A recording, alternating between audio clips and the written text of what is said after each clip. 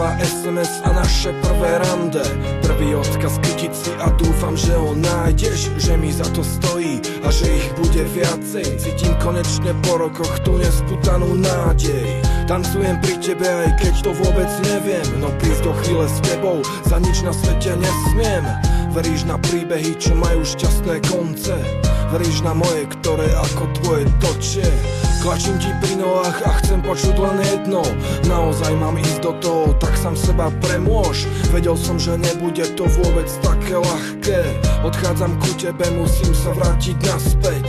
Vidím len prázdnictvo, nikde nevidím teba. Na stole papierik s nápisom prepáč. Ja tomu nechápem, skúšam ti zavolať, skúšam to dookola, no ty mi nezdvíhaš. Iba príbeh, nikdy už nepríde. Kto zabránil tomu, aby sa nemohli vziať? Teraz už je inde, už im to nevíde. Nikdy sa nesplní to, čo sa malo stať. Bol to iba príbeh, nikdy už nepríde. Kto zabránil tomu, aby sa nemohli vziať? Teraz už je inde, už im to nevíde. Nikdy sa nesplní to, čo sa malo stať. Roky už ubehli a on sa teší z rodiny. Už je to zabudnuté, už je to o iných a osud musel v tomto zohrať veľmi dôležitú rolu. Keď ich potom všetkom vidí v reštaurácii a spolu. Keď ju zbadal, vtedy cítil to, čo už nedlhé roky.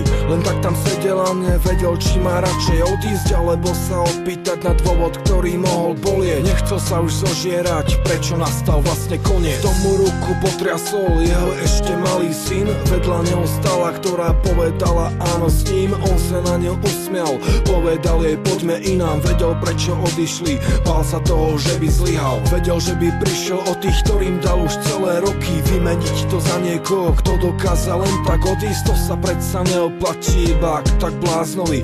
Aj tak mnohí vedia všetko, čo majú zahodiť. To iba príbeh, nikdy už nepríde. Kto zabránil tomu, aby sa nemohli vziať? Teraz už je inde, už im to nevíde. Nikdy sa nesplní to, čo sa malo stať.